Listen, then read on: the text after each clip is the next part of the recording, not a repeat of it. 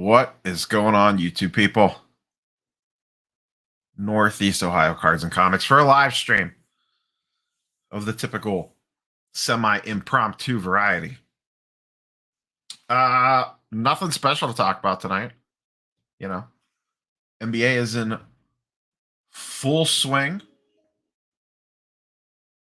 And yeah, the season is off and running.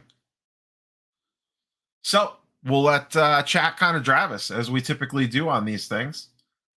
So any questions, comments, whatever topics that we want to discuss, go ahead and toss it out there and we will dive on in. Go for a little bit, maybe an hour, maybe two, we'll see. Maybe special guests, maybe not. We don't know.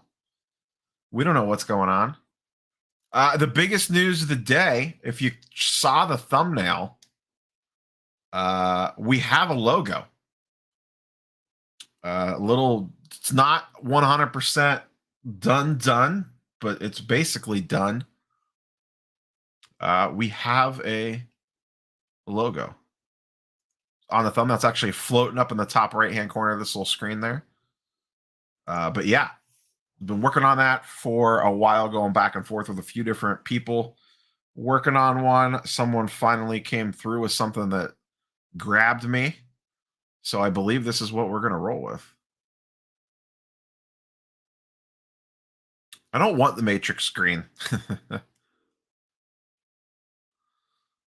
It's an unfortunate coincidence that there's, the Neo and the Neo thing.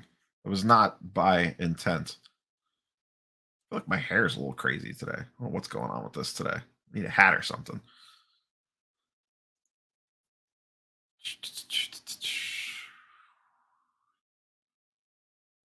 It's Brown's colors. That's why. Hold on. I'll 1 second. I have it. Let me do a share screen here. Whoops. As I struggle with working the internet. 1 second. Share the screen, share the screen, share this. Share. There we go.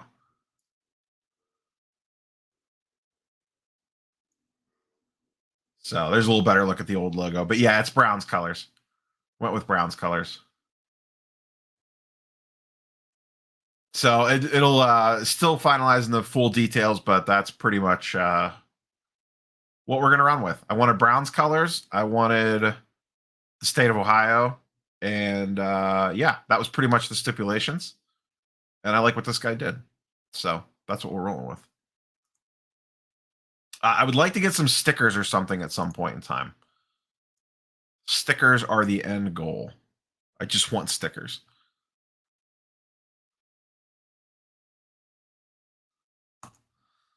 Thoughts on trendy niche players like Alex Caruso of the Bulls?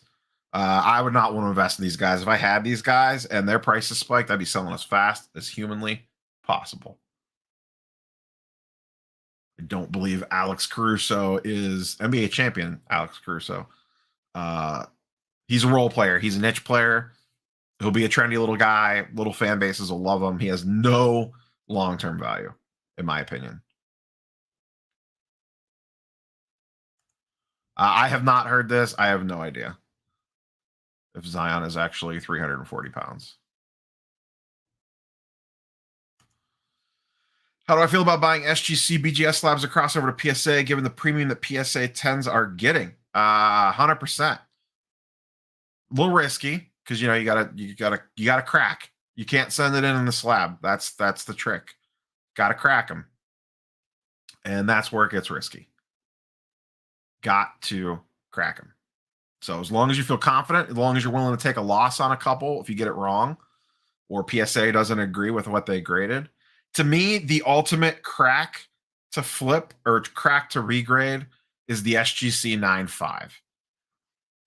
Because you get a massively steep discount on them compared to the other ones. So.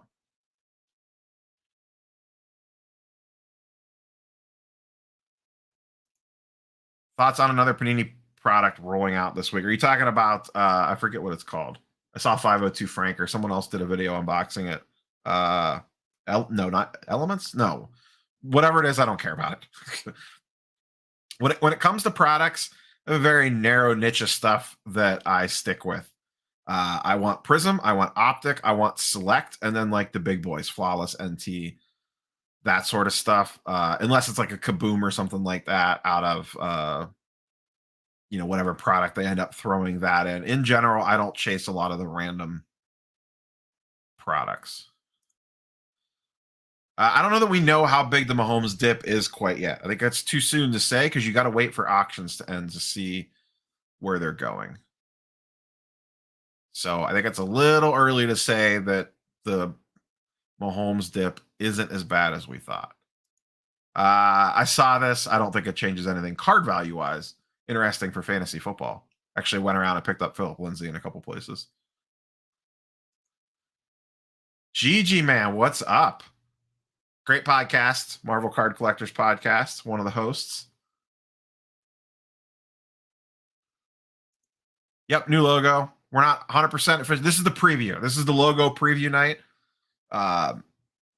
This is the test, but I am liking it so far, but it's most likely going to get locked in pretty quick here.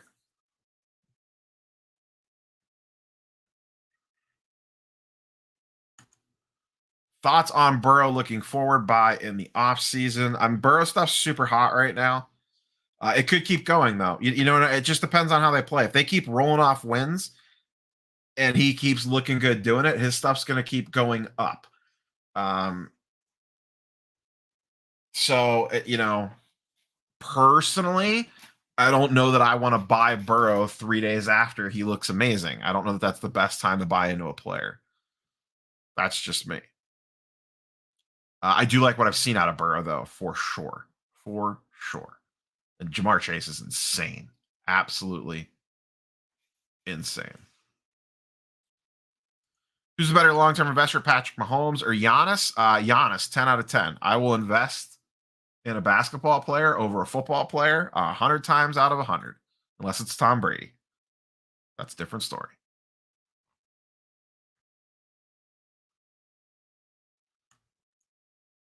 I like Bengals to win the division. I say buy Burrow now. It's risky. He could have a bad week, and then all of a sudden, the stuff's right back down again. That's how fickle the football market is.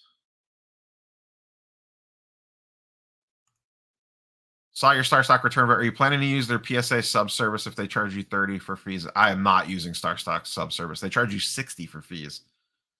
It's $210 to submit through Star Stock. I could just do it myself for way cheaper. Yes, Recon. Yeah, I don't care about Recon. I'll watch a video on it to see what the cards look like. They might look cool. That's fine. I don't see Recon holding long-term value.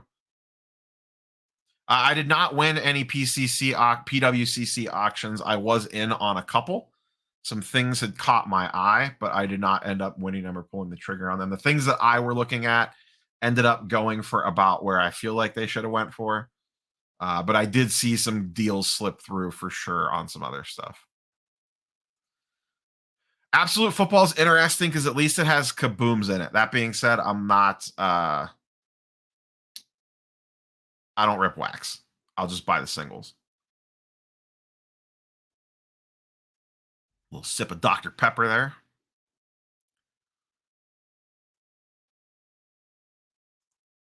Pick one guy to buy now and sell at playoff time. That's a tricky one. I'd have to think about that one. Chaotic cards. That could be a long list.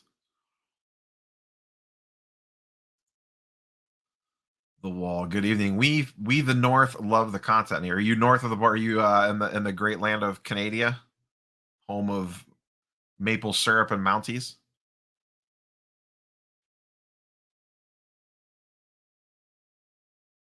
Thoughts on the Xenia show? I've been to the Xenia show once. I liked it when I was there. I think this is going to sound weird. It's extremely weather dependent. It's in a non-temperature controlled barns. I've heard that when it gets ridiculously hot, it is miserable. I happened to be there on an absolutely gorgeous day in the summer. I forget when I went. I don't remember if it was July or August. I think it was August, maybe even September. It was post national that I went to that one. I think it was post national. I don't remember, but I enjoyed it. I've heard it's down the one building now. Is that true? Can you confirm or deny? What happened to the Neo Dakota show? It is still in the works. We've had scheduling problems between the two of us, but it is definitely still happening. It may not be happening bi-week or weekly like we originally thought. It may go bi-weekly. So I haven't talked about that yet on this channel. We talked about it on Dakota's channel. But myself and Sports Cards Anonymous are going to team up for some sort of regularly scheduled show. It might be weekly. It's probably going to be bi-weekly, probably rotating between the two channels. Probably for like an hour or two on like a Wednesday night. Details still to be determined. Dakota's got the new baby, so he's got a lot going on in his life. So we're working through scheduling stuff, but it'll eventually happen. So Sam, what is going on? Sam from Women of the Hobby, peeping the new logo. Sam, you need to drop a video. Your content has been lacking. I don't think you had a video up in 2 weeks. I'm extremely disappointed. I don't want to like get ahead of myself, but the Cavs are really fun to watch. If nothing else, even if they don't make the playoffs, they don't make the play-in, they are an entertaining team to watch. And I hate West Coast trips. They don't even tip tonight until 10:30 p.m. There is zero chance I am awake for the second half of that basketball game. Hey, Charles, what's up? Everybody does love the Kaboom. Thoughts on Mountcastle? I really don't have any. I am not a prospect guy. Thoughts on DeAndre Hunter and Cam Reddish? I like DeAndre Hunter as an NBA player. Cam Reddish seems to be getting more buzz because he scores more. I actually talked about both these guys in tomorrow's video. Tomorrow's video is an NBA video. I discussed both these guys. I think they're just going to keep flip-flopping as the season goes on. One guy's going to be going up. The other guy's going to be going down. Then they'll flip kind of depending on who's playing well. I like both of them in general. I prefer Hunter. I think Hunter is the actual better NBA player. Bulls are looking good, but Bulls haven't played anybody. So I will be curious to see how they look against real NBA teams. Next, air quotes, big show I'm hitting is Shipshawana in 2 weeks. Well, a week and a half now. It's in Indiana, 160 tables with a trade night the night before.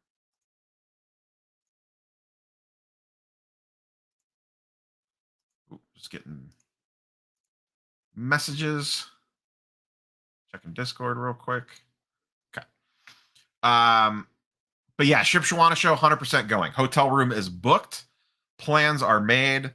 I will be there for the trade night on Friday night, and I will be there probably all day for the show on Saturday, and then heading home Saturday night. But that is looking like a good one. Card Collector 2, I believe, is attending that show. I am not sure who else. I know some other people in my local area are planning on going. The guys from 101 Sports Cards are going. And some other friends of mine in the local area sound like they are making the trip as well. It's about a 4-hour drive for me, so it works out pretty good. I actually have an account for work on the northwestern corner of Ohio, so I just switched my schedule around, and I'll be going there, finishing my workday there, and then driving the rest of the little bit to Indiana, hitting the trade night, and then the show the next day. I was 50-50 on that show, and then when they announced the trade night, it was a no-brainer. The trade night made it a no-brainer because I was going to have to drive up and get a hotel room anyway. So getting a trade night out of it made it a slam dunk. After that, I don't know. But Shipshawana is definitely the next one. Warriors do look good. I don't know if they can contend for a championship. Whether they can contend for a championship or not are going to depend on how good or bad Klay Thompson looks when he comes back. I think they're going to be a very good team. They're definitely a playoff team, but championship is going to depend on how Klay looks. And I am not putting any stock into that until we see him on the court.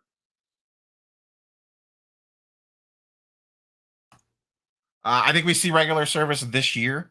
I thought we'd almost see it by now. So maybe in November, but I think we see regular service this year. I think they start it at $100 a card to test the waters, and then I think it gets down to $50 or 75. Or I'm sorry, $75. Um, but I think they might start it at 100 just to kind of ease into it. But Upper Deck and NHL did sign up on a deal. I have a list of news topics to discuss. There's actually been a lot of stuff this week. That'll probably be Friday's video. There's that to talk about. Panini and sign a deal with WWE. Golden announced the new selling platform. PWCC auctions. SGC has new offices. There's like a bunch of little odds and ends of stuff. I think I'm going to wrap them all up and put them in a video and talk about them all on Friday. Is the plan, because there's just a bunch of little odds and ends of things that probably don't deserve a standalone video. So we'll have a little Friday news dump. Reddish is the better offensive player. Hunter's the better actual NBA player because he's has the potential to be an elite level NBA defender, and that matters if we're talking like actual real basketball, not card value. I'm not running out to buy Lonzo stuff. He doesn't score is his biggest problem. He'll put up a triple double, but he just doesn't score, and I don't see that changing. He's much more of a facilitator. I think he's a good NBA player. I don't know that he's a good NBA card guy. I think there's a distinction that you have to make there. Healthy Hunter greater than Reddish. I agree with that statement.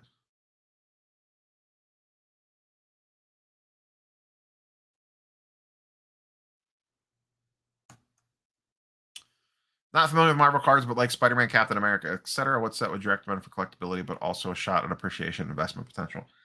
So depending on what you want to spend, if you just want to rip some packs and have some fun, look at like 91 Series 2 or 92 Series 3. They're reasonably priced, especially Series 3. I don't know that they're going to have crazy value long term or anything like that, but if you just want to have fun ripping some packs, they're a nice way to go.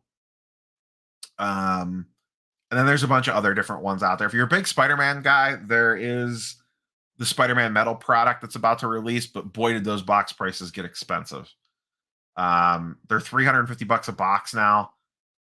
Based off what I saw with X-Men metal, I don't think they're worth $350 a box. We'll see. Unless they change the PMGs around, which I don't know if they have or not. Gigi's still in chat. He could probably comment on this better. But yeah.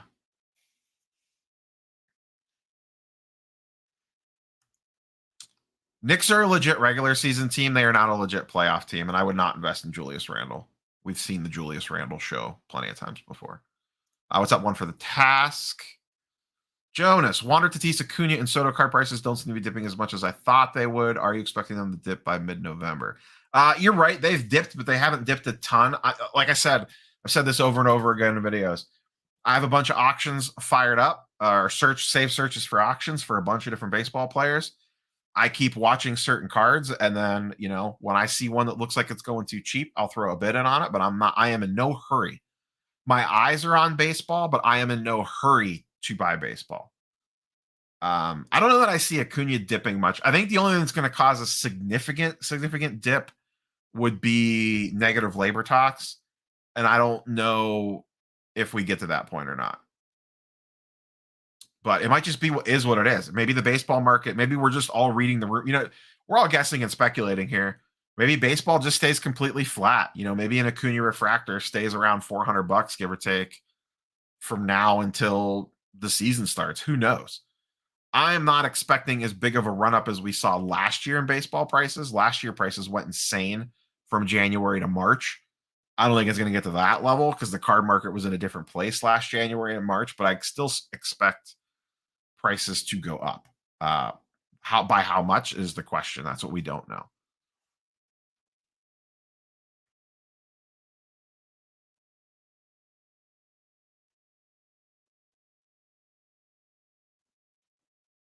Michael Ham, what's going on? The Philly show is actually on the list. I am looking at that. I believe that is December 3rd and 4th. So I am intrigued by the Philly show. It depends on. I would need to take a day off work for that, which isn't necessarily a deal breaker. But I'm lining up vacation time, like working through the rest of the year, figuring out what I'm going to take off for the holidays and stuff. And I just may run out of vacation time to get to that. And I would like to take the Friday off work to drive out there because I probably wouldn't fly. I don't know if it's time, like I just said, I don't know if it's time to buy baseball, but your eyes should be on baseball and seeing if things slip through the cracks. Yeah, Panini took WWE from Topps. Yeah, definitely some oddball stuff slipped through the cracks on the PWCC auctions. What's up, Rookie Mania?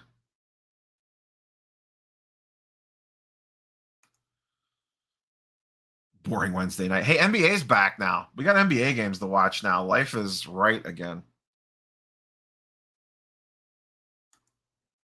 Yeah, Philly shows a possibility. I have some other things in the area that I could do to make it so it's not just a card trip. It is on my radar. It is definitely on my radar.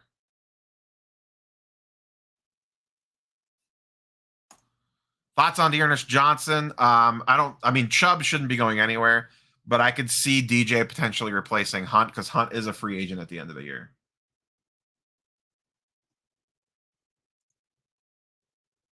Holy smokes. Wow. Golden or not Golden. I'm sorry. I'm going to share my screen real quick. This just popped up on Twitter. I can't even imagine what this would go for. PSA just popped this up. This just came through on a reholder service. LeBron Topps Chrome PSA 10 Gold Refractor, numbered to 50. Only 10 exist. Woohoo! That is a banger. Wow. I would have to rob so many banks to afford that card. Holy smokes. What a monster. Sorry, that just popped up and it distracted me.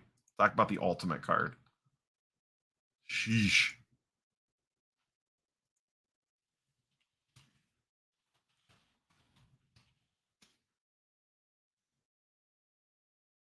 What a banger. I'm not big on Topps Now or Panini Instant. I've never bought either one. I don't really care to. They're cool cards to collect if you PC a player or whatever, but I don't think they hold much in the way of value long term in general.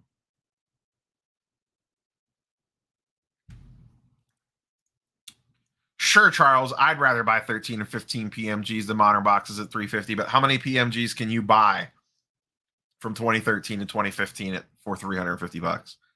Those things have gotten pricey. If you're holding KD, you're probably waiting for a playoff run at this point, in my opinion.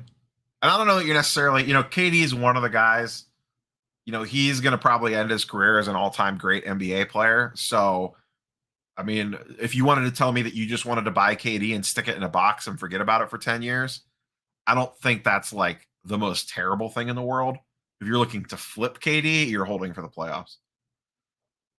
I just don't see KD's value swinging majorly in season up or down unless he gets hurt.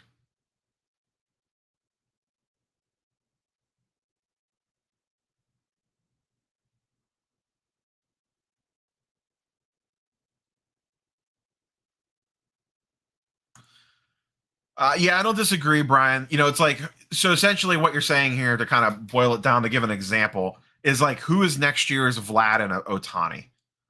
Like, those were guys that nobody cared about in the offseason. Their stuff was like dirtest of dirt cheap. They were essentially like the quintessential post-hype sleeper.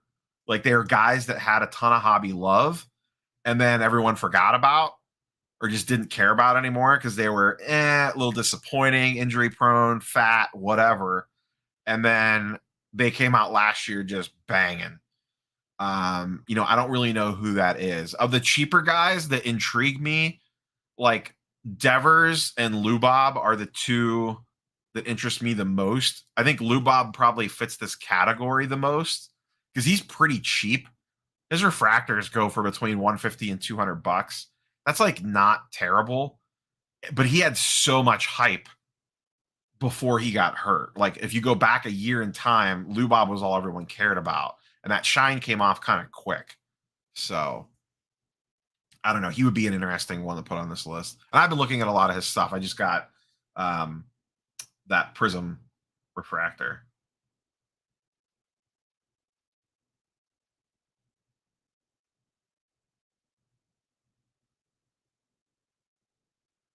Sorry, I got distracted by another screen.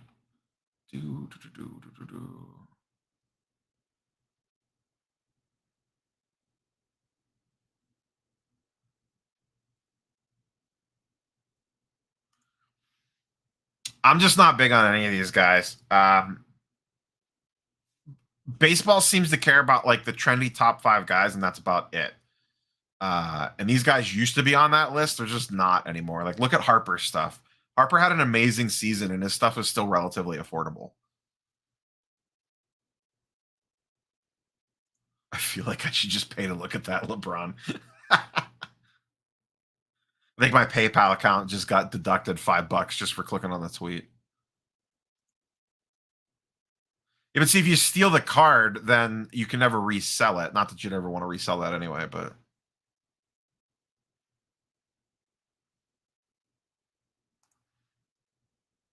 I did retail wax when I could find retail wax on the shelf. I never bought retail wax on the secondary market. So I think that's a key distinction to make. I think that so I've been hearing this a lot, like, oh, look at all this wax sitting on the shelf. Wax prices are slowing down. It's not moving as much. You could find product. Yes, that is true. But there's no good product out right now. You know, of course, Optic Baseball is sitting on the shelf. Of course, Chronicles Collegiate Football is sitting on the shelf. Like, no one really wants that stuff to begin with. So I think this is kind of like, and it's also, I think, a product of the market getting smarter. You know, we all kind of taught me, Steve, Dakota, a lot of us, people in comments talk about the market getting smarter. And you know, I think this is one of those effects that people realize that stuff's not worth it. Like, just because they can get their hands on sealed product doesn't mean they're just buying everything they can get their hands on. They're being smarter about what they buy. Now, if you told me Prism basketball was sitting on a shelf that you could just walk in and grab, now alarm bells are going off. But Optic baseball, like non-licensed baseball, college stuff, these weird products that no one really cares about sitting on shelves, sure. That does not surprise me as the hobby continues to smarten. I don't think it's a sign that it's like the apocalypse, the end times are here. I just think it's a sign that people aren't stupid anymore. And also, retail prices have gone up. You know, I see that basically retail prices have gone up almost 50 to 75% in some cases. Like Walmart and Target are like, I saw a lot of stuff going around Twitter today of Targets ripping out their card sections and replacing it with cereal boxes.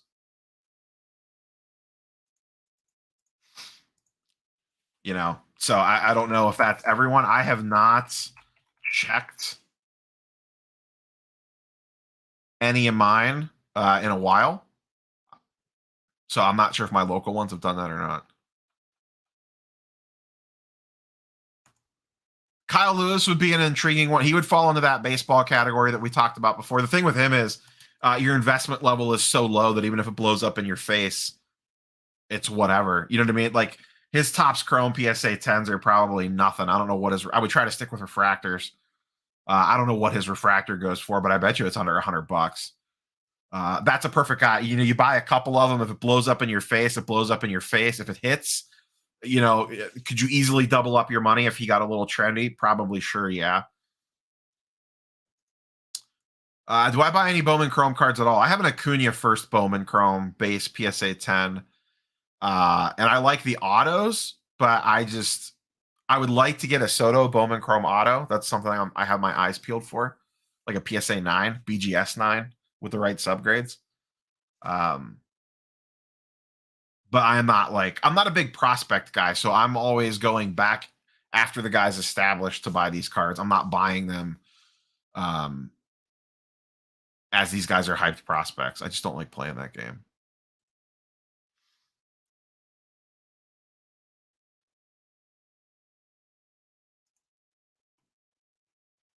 Oh, nice, Bazooka Tom. I would have almost just sold the boxes sealed. You probably could have got even crazier prices.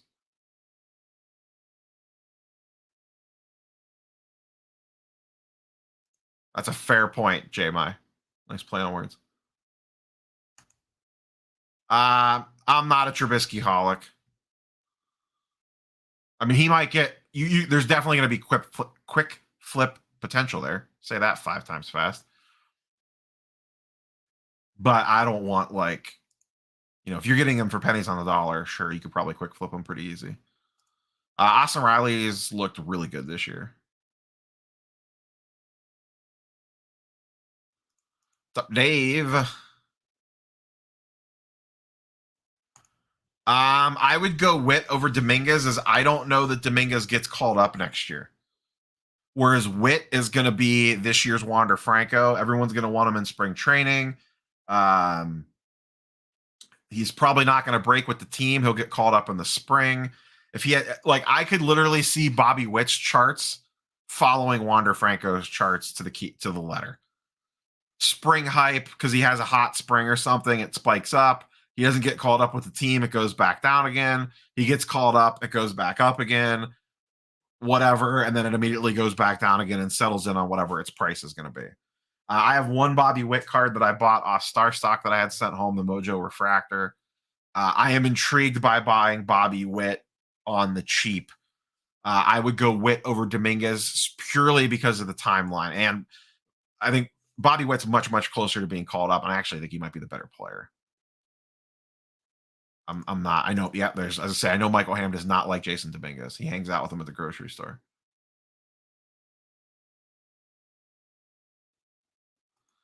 I moved those MPJs, but told myself that if I don't, I'm coming to find Neo and Shipshawana.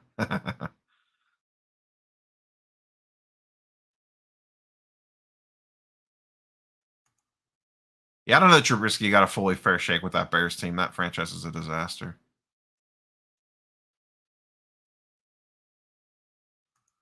Hopefully, Ryan. I mean, do the math. You could always send an SGC if it makes sense. Which do I feel is a better long-term hold, cards or comics? Comics in general, if we're broadly speaking. I mean, if you're talking like LeBron, Jordan, Brady, that sort of stuff, then I think it's a wash. But I would rather be holding a giant size X-Men #1 than a Zion PSA 10 100 times out of 100. The floor on that stuff is so high. Yeah, I've talked about this a bunch. It's like giant size X-Men 1, Hulk 181, that ASM 252 back there. That sort of stuff has an insanely high floor. So from a long-term perspective, if you're just going to stick it on a shelf and look at it for a while, it just has a floor that it's never really going to go below. Is it going to go up and down? Yes. But in general, it's never going to crash to zero. A lot of sports cards, whether we like it or not, are going to go way down. A lot of cards today, there's silver PSA 10s that right now are selling for $500 that could easily be a $25 card in 3 years. Jordan Poole PSA 10 silver is $500 right now. That card has as good a chance to be $50 in 3 years as it does 500, probably more so to be cheaper. And even some star players that we're on right now, guys are going to get hurt. Their careers are going to fall apart, especially in football. But even in basketball, there's guys right now that KPJ, his silver prism's $400 right now. There's a decent chance KPJ isn't even in the league in 3 years. Whereas a giant size X-Men 1 is always going to be the first appearance of Storm, Nightcrawler, Colossus, second full appearance of Wolverine, first appearance of the new X-Men team in an iconic book. That alone makes that have an insanely high floor. So from a safety standpoint, comics are way safer. But once again, if you're talking cards of like, hey, I bought a LeBron Topps Chrome PSA 9, that's a different story. To me, I put that in that level of stuff. And once again, it also depends on what type of comic book you're talking about. If you're talking about a more modern thing, that's a different story. If you're talking about stuff like that, or even older, of course, but that stuff gets super expensive. So, Michael Ham sums up the comment from earlier. Bad wax sits, good wax moves. A little behind on chat. Yeah, a lot of stores are still emptied for sure. Jared Allen will never get crazy hobby love. He's an absolutely amazing player. He's fun to watch, but he'll never get big hobby love. Kyle Lewis Chrome Refractor PSA 10 for 30. Holy smokes, that's dirt cheap. Heading to Target. Oh, we got to go Cocoa Krispies and Frosted Flakes with some Cinnamon Toast Crunch. I just assume that the entire world is delayed in releasing everything. That's where I'm at right now. Next Grail comic book on my radar is Hulk 181. I want one, and I may pull the trigger sooner rather. Everything comic book wise spending, especially for big stuff, anyways. I'm in a holding pattern till after Shipshawana. I have some bigger bigger cards like a Soto, Bowman Chrome, that sort of stuff that I would like to potentially knock out. So I'm in a holding pattern. Once I get past Shipshawana, if I don't end up spending a bunch of money there, then I'm going to set my sights on a Hulk 181. I really want one. I just want to knock it out and be done with it. I kind of am at that level money-wise that I could pull the trigger on one. Probably looking at like a 5, CGC 5, most likely in that book, depending on the price points. I haven't dug in and done like a bunch of price research yet on what they're going for. But that's the next one on the radar. That and Giant Size X-Men #1 were my two main ones that I wanted. And if I can knock both those out in the same year, then, then I can always look to upgrade later in life. But Hulk 181 is the next big one. I also always have my eyes out for X-Men 129, the first White Queen and Shadowcat.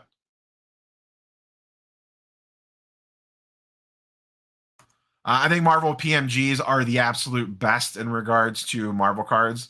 I don't own any. They're expensive already.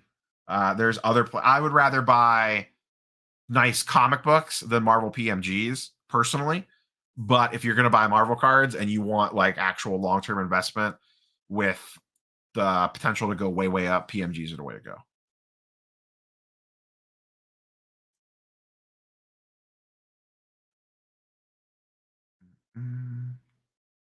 Hockey has been getting really buzzy lately. The ESPN pump is real.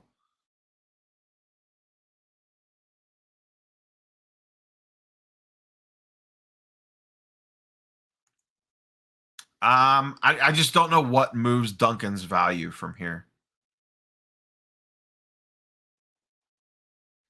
What's up, JJ Bama? What's up, Global Sports Cards? I do not have any kids. No children in this house. How do you think I afford all this nonsense? You think I'm buying giant size X-Men's #1s if I have kids? That's my child right there. They're lined up back there and on the desk in front of me here.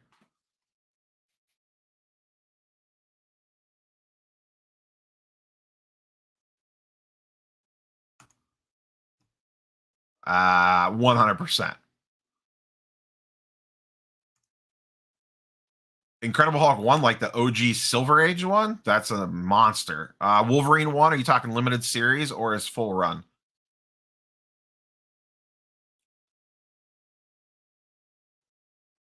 Yeah, I mean, Duncan's one of the best players ever, but I don't just see him getting a bunch of hobby love.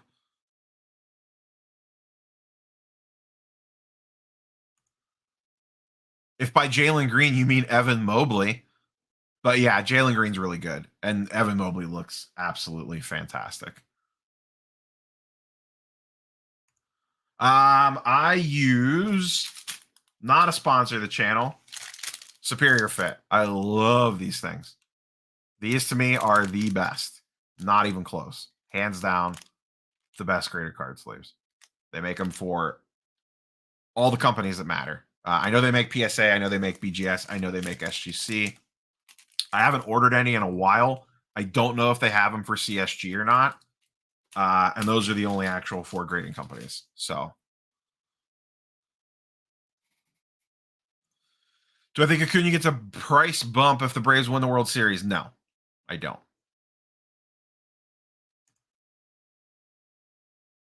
Miles Bridges has been insane. I posted about him last night. He is the hottest player of the week.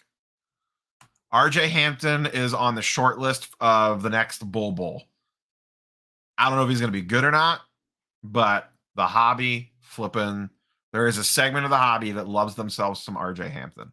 That is a fact. Bridges did get posterized by Jaylen Brown.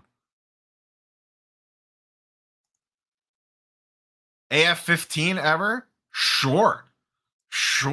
I would love one. But like a 0.5 is like $20,000. Personally, I would go after an X-Men 1 over an AF15 because I am more of an X-Men guy than a Spider-Man guy. But even that is like, I think a 1.0 X-Men 1 is like 10 or 15K. I could be wrong on that. I haven't looked for a while. I did not see Goodell's remarks on Watson. I don't know if he'll be traded or not.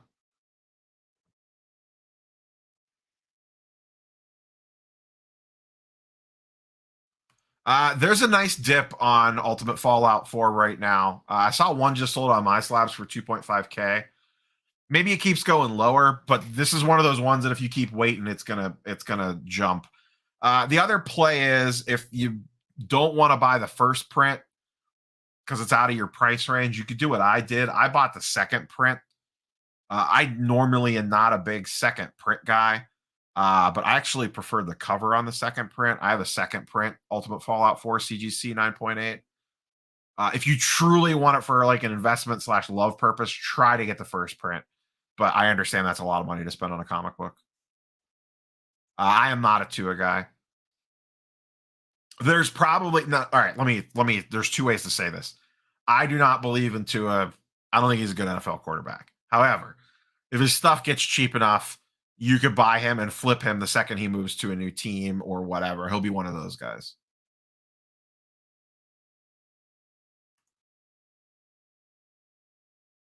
Oh, I see. Okay, I see what you're saying now. It's fine. I'm not like super huge on that one way or the other.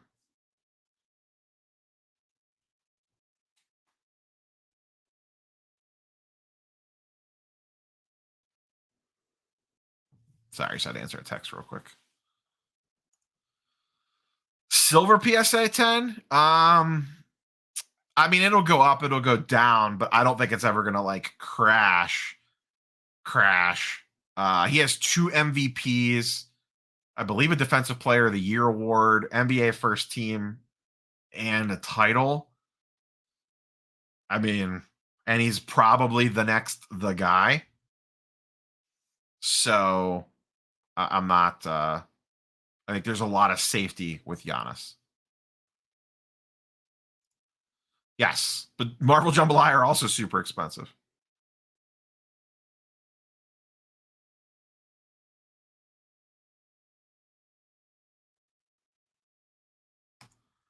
Thoughts on Darius Garland? His stuff's dipping a little bit. He's actually on tomorrow's video. I talk about Garland in tomorrow's video.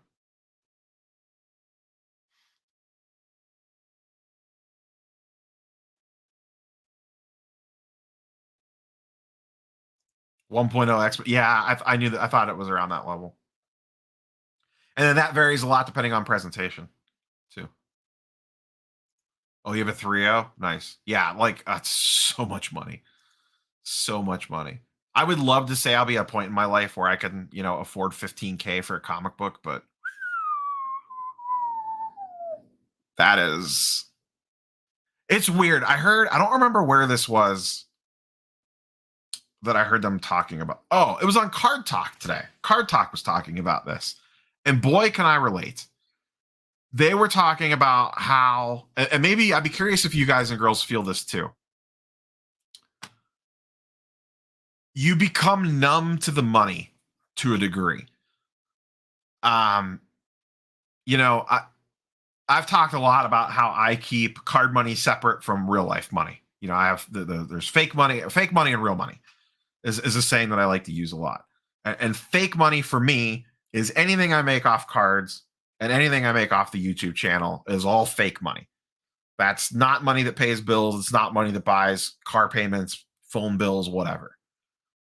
And if you told me when I first started the YouTube channel that I would walk into a card show and spend $1,000 on a card or trade for a $2,000 card, like I traded for that LeBron refractor not that long ago, I would have told you are nuts. You are crazy. Now I buy $1,000 card, and as long as it's coming out of the fun money pile, as long as it's coming out of the fake money pile, I like don't even think about it. It's weird. And I stop to think about this every once in a while. And it's like, whoa, did I really just spend $1,000 on a Luca Opticalo or whatever, you know? And I haven't spent straight that much. I guess the giant size X-Men is probably a better thing because I paid full cash for that. I did not trade into that or anything. Like that was 4.5K, I think, 4.6K. Now I saved up for that. It wasn't like, you know what I mean? Once again, that came out of the fun money pile. But just the fact that I spent $4,000 on a comic book, and the fact that it like part of my mind was like, whatever, it's just $4,000 on a comic book. And then another part of my mind is like, what the hell are you doing? Like we flip all these cards, move all this stuff around, and I think we become numb to the prices that some of this stuff is. I think it sneaks up on us, especially when you're like trading and putting partial cash in the stuff.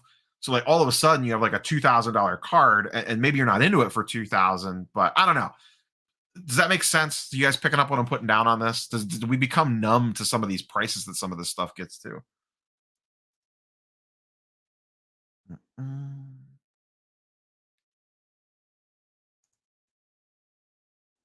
Second print. That's I think I paid like 900 for mine. I bought at the wrong time on that one.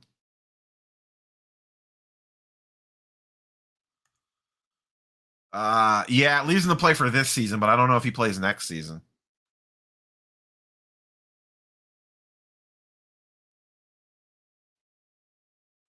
I haven't dug a ton into this, so I don't want to speculate too much because I haven't done my homework on it yet. SGA is a really good player. He's a good second or third player on an NBA playoff team, but I don't think he's ever going to be the one. Braves over the Astros. I think Panini destroyed Select. I'm not sure if it comes back.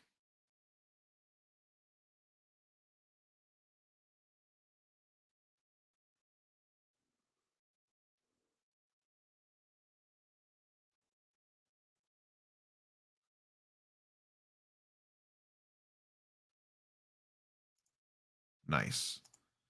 MPJ or SGA? MPJ is going to have relevance sooner because he's on the playoff team.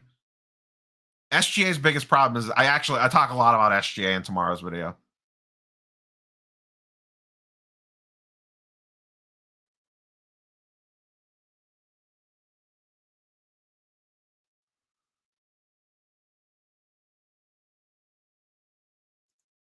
That's a very good analogy, Peter. It becomes poker chips.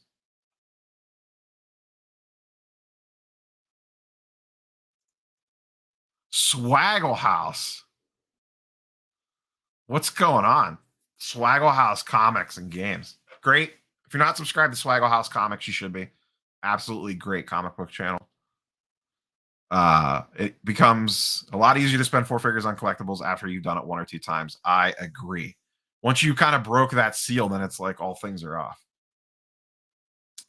All right, we're gonna pivot here. We have a special guest. I know he has limited time available because his life is all over the place. What is happening, good people? Welcome to another Sports Cards Anonymous live stream. Thanks all for being here. What's up, buddy? What's up, Neo? Thanks for having me on. So child care life is fun times out there in the Dakota household? Yeah, it's a lot of work. I go back to work next week too, so it's just it's hectic. You know, you just never know what's going to pop up or when he's to be taken care of. Yeah, it sounds like it. We'll go behind the scenes real quick here for a second. I messaged Dakota earlier and said, "Hey, I'm going live later if you want to pop in." And I think there was 8 different back and forths of, "Cool, I'm in. Wait, what time? Can't make it. I'm in. I don't think I can make it. Oh, I'm in. Can't make it. Oh, I'm in, but for 30 minutes." Yep, and that's what we settled for. 30 minutes. That's right. It's t-shirt casual night. That's right, Bama. Yeah. So Dakota is. You know, he's like getting like Card Collector 2 on. You got to book him out like 3 months in advance. I'm actually booked out a month in advance for my podcast. I actually pretty excited about that. Yeah, I got like a third of the way into the one today. I was listening. They're all going to be long like that too. If anyone hasn't seen it, I had a 3-hour discussion with Ryan McClanahan. He's really deep into vintage and stuff. And I posted today, and I've got a handful, I've got 2 a week lined up for the next 3 to 4 weeks. Ryan from Breakout Cards is going to be on. I actually have a gentleman from New York who is a celebrated art collector. I'm going to have him on just to talk about collecting. So pretty excited about that kind of different twist. Don't mean to talk about my channel, but I mean, that's just what's that's fine. No, it's absolutely fine. Yeah. I won't spoil this. I forgot to ask you about this. Did you have the other guest on yet? No, not yet. We had to reschedule. It's fine. He's got something going on. We're just okay. That's fine. We don't have to talk. I don't want to talk about what it actually is, but I was just. I mentioned it before. I have Tyler from HGA, the CEO. He's going to be on. He's also there. We actually have that scheduled for next week. Right now, we've had to push it a couple times. He's got some stuff going on. It is what it is, but we'll get that to you as soon as we can. Yeah, I think that'll be a good one. I'm very curious to check out that one. So, are you going to Dallas this weekend? I am. And so also just keep making announcements. I'm not going to have a live stream this Friday because I'll be driving to Dallas Friday night, and I'll be there all day. Flipping Steve drive live. I was thinking about it. I'm going to be there with my buddy Schwartz, who I've referenced a few times. And I told him, I was like, we may do just a live stream out there on the road. We'll see. Interesting. What's like do you have a battle plan for Dallas, or are you just like whatever catches your eye? That's how I usually go on the shows. I don't usually. I haven't told anyone this, but like basically my plan is to like go there and not look up comps, not one time, and just buy stuff. And I've been really looking at autos, some higher end autos, but I haven't pulled the trigger on anything. So I'm actually going to the show with 1,500 cash, which is the most I've ever taken to the show. Just because I've been saving up for a few weeks, selling a lot of stuff, get some cash to take there. So. Yeah, I've been trying to hold off on spending too because I have this Shipshawana show coming up, which is not Dallas level or anything that crazy, but it is a bigger regional show. I am. Well, I always go through dollar bins. I can't help myself. I think there's a lot of value there. You can find cards you can buy for $1 or $2 and flip for 15. Like it's just good value, and I'm pretty good at that. But I do think that it's not going to be as populated as usual, and I think that's probably going to help the buyers out. It just it is a buyer's market right now. I mean, it's just the way it is.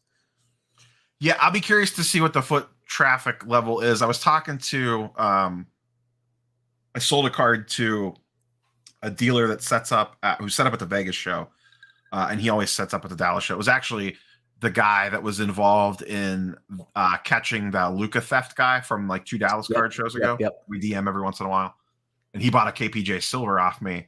And he was set up at Vegas this past weekend, the big Vegas show, and he said there was a lot of buzz at the Vegas show about this upcoming Dallas show. Oh, it might be real popular then. I don't know. It sounds. I was asking him. I was like, what's everyone looking for right now? And he said, ultra modern NBA was everyone was looking for. I'm not going to touch that. I mean, I'm really looking. Really, I mean, I've been looking for big autos around $200 to $300, like some Peyton Manning autos and some things like that. And even in basketball and football, I've actually just been looking at contender rookie autos, basically just trying to buy that stuff and then hoping they pop, Are you going to come out of there with, what was the PSA 9 you were looking at? Was it Montana? I bought a BGS 9 Montana, and there's actually one ending tonight, y'all, that might go pretty cheap. I would keep an eye out on that 1981 BGS 9 Montana. If that thing goes for under $1,000, someone's going to steal it. So was that the card that we were talking about that we found that night? We were just going back. Yeah, so you and me found a PSA 9 Montana was selling for $1,800, and the 10 was selling for $56,000. There's a huge pop, pop report difference there, but it still was a little too low. But within a week, the 9 had moved up to $2,500. But I've bought and have seen multiple BGS 9 sell at $1,200, half the price of a PSA 9. So I'm just like, yeah, this is. It's crazy. BGS 9s get. I've been digging into LeBron refractors lately, and BGS 9s just getting no respect at all. Yeah, but I think that's a mistake. I mean, you're talking about a $1,200 difference when, I mean, especially if you get subgrades, it gives you some idea if you can crack and resub. I mean, $1,200 is ridiculous. That's too much. Yeah.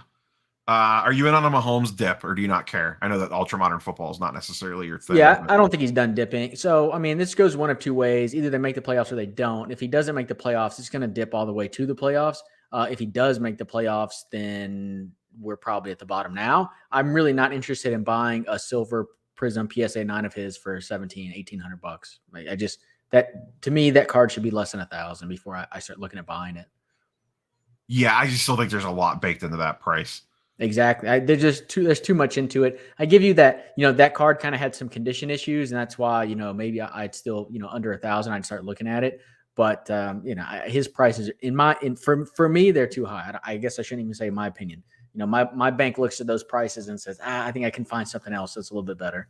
I don't disagree with you. I mean, even me, like I would be more interested in buying Optic 9s than the Silver 9, to be quite honest, for the prices. Base like an 9? Optic Hollow PSA 9 or the Optic Red Yellow PSA 9, something like that. I would watch the dip on those before I would buy the Prism. I almost pulled the trigger on Optic Pink 9, I think for $1,000. That I might be wrong on that. I might be right on. I don't remember. Back in June, I would have pulled the trigger if he would have agreed on the price, but we were just a couple $100 off, and I wasn't willing to move. Yeah, I'm just concerned that they don't keep winning. I mean, they're probably going to win this week. I think they play like the Giants or something on Monday Night Football. That should be an easy game, but yeah, you talked about it, and I commented in there, and just Mahomes is playing bad. I mean, there's no two ways around it. He's playing this backyard style football, which he's always played, but it's just not working. And he is playing bad. There's just no two ways about it. That team just looks like it's like lost their swagger or something. Well, Mahomes has, right? Mahomes is deflated right now. But the thing is, Mahomes is by all accounts, is a great person. He got a great personality. He's going to figure it out. Again, the question is, does he figure it out by week 10, or does he figure it out, next year? Yeah, and I don't like the Tyreek Hill and stuff's banged up. If they lose him, they are toast. Because they just don't have it's him and Kelsey. That's it. I've been talking about that. He has a window, and when you looked at his PSA 9 sitting at $2,000 for his Prism, I'm like, there's 3 Super Bowls baked into that. And, you've got a head coach there with, Mahomes is in the perfect situation. But however, it's a short window, right? Because you've got the head coach who now has health problems and, he's, overweight and old. And Tyreek is the fastest human on the planet, but those hamstrings don't usually, tend to last when they're that fast, And so he's got a short window to win these Super Bowls. And each year he doesn't win one is like, it's really not good, Yeah, for sure. I guess we'll touch on this before, because I know that you are short on time. So you made the video earlier. I think it was earlier this week. You declared flipping's dead. It's over. Game's over. I said I'm done here. with it. I didn't say it was dead, but I know. I'm just exaggerating a little bit. My biggest, I don't want to say issue, because I don't think you're necessarily wrong. Like, I agree with parts of what you're saying. I think the problem is that, and I also agree that the hobby is way smarter now than it ever was. But I don't think it's as simple as buy it on eBay in June and then sell it on eBay in October anymore. I think you have to work the edges a lot more. Like the 10% savings on on like my slabs is a much bigger deal now. You know what I mean? Like, it's not so much as like you use the John Moran as an example, where it was like, I don't know, like $1,300 or whatever it was in the summer, and it's $1,600 now. Is it worth the trouble and the hassle for that $150 after all the fees and everything? I guess my take would be that it's just not all reliant on the eBay stuff. Like, for a lot of people, eBay is the only option, I guess, but I think you need to be leveraging the other platforms and markets to get things at lower prices, if that makes sense.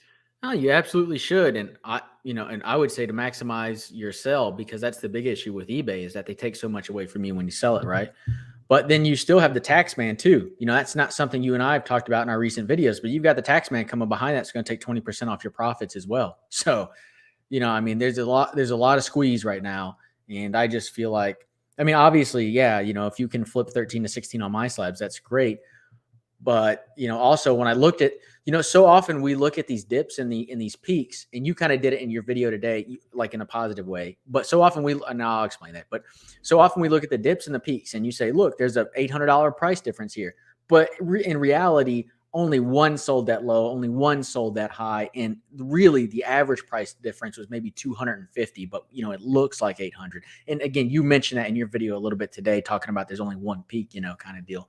And so like when I look at that, I'm just like, it's more than just like it's hard to flip. It's like you have to time it perfectly, and you have no idea. When you look back, it's easy to say then was the perfect time to buy, but when you're in the middle of it, you have no idea. It's it's so hard to say you're at the exact right time. And frankly, from what we're seeing, if you're really not in the exact right window, good luck making money on this stuff, unless somebody just goes bananas. But that's prospecting. That's not really flipping, the cycles. Yeah, I mean, 100% agree with everything you just said. I think another thing too is, which I've done this a lot lately, and once again, this is going to depend on what you have available to you. I'm lucky; I have a lot of shows, and I have access to really good trade nights, at least semi-regularly. I think there's a nice angle that you can work of, okay, let's say the Ja Morant comp is $1,300, and you bought it at, say, the National in the summer. So let's say you paid $1,200 cash for it. And then rather than selling it at $1,600 or whatever it's at, leveraging the fact that you're only into that card for $1,200 to use it as $1,600 trade value, plus maybe a little bit of cash to move into a 2K card or whatever. I think that's where it's more going now. And then, yeah, sure, whenever eventually you're going to sell something, and eventually the eBay man and the tax man and the other fee man is going to come for his take. But I don't think it's also necessarily as straight as simple as I buy a card at price X, sell at price Y 6 months later. I think now there's a lot of shenanigans in between for the good and bad in regards to, I'm not just flipping it straight for cash anymore. I'm flipping it and cash for something bigger and better, or, the next thing or whatever it is. Yeah, I mean, there's a lot of ways you can play it. I just basically sat down and said, to me, it's not worth it. And I still flip, dollar cards. I have no issue with that. But to me, like, it's not worth it to kind of always hound these eBay auctions to try to buy something to maybe hope to make 10% over 6 months on something, whether it's cash or trade or whatever. And for me, I know I'm a long-term person in the hobby, have been, always will be. And so, like, let me look at on a longer horizon, because I know, probably my greatest asset right now is time. So let me take advantage of it. Yeah, and I am trying to move into more stable stuff as well. I mean, that's part of what I'm doing with the LeBron refractors, is trying to get into stuff that's more. I mean, LeBron's already pretty hyped up, but like, to me, somebody mentioned in chat, Russell Wilson. Why is no one buying Russell? To me, Russell Wilson is the easiest money on the market. His prices are so low. It's insane. This guy's a first ballot Hall of Famer. He's an all-time great quarterback. Before it's all said and done, we could be saying his name in the top 5 quarterbacks of all time. You're not saying it today, but you could be. And I just feel like his stuff is super, super underpriced. And when I look at a 5-year horizon, something's going to happen in 5 years to really kick interest in Russell Wilson. Whether it's Pete Carroll gets fired, Russell Wilson leaves the team, though I think one of those happen in the next 12 months, or he wins another Super Bowl. Something's going to happen. How old is he now? Is he like 32? He was drafted. He's older than I think. 2012. He's probably 30. I'll look it up real fast. One sec. The other thing too that I noticed, I was tomorrow I'm doing an NBA video. He is 32. Jaws Silver Prisms 2K now. It jumped the last couple days. Oh, really? Is it one sale or sorry, you were talking 3. There was a 2K, a 1900, and like a 1900 or something over the last 3 days. I was doing a little check-in to see how close he was getting the Zion Silver PSA 10. Yeah, I mean, so did they sell today? The silver? I don't remember. Silver job PSA 10? I don't see those sales unless they happen today. Hold on a second. Uh-oh. Conflicting data.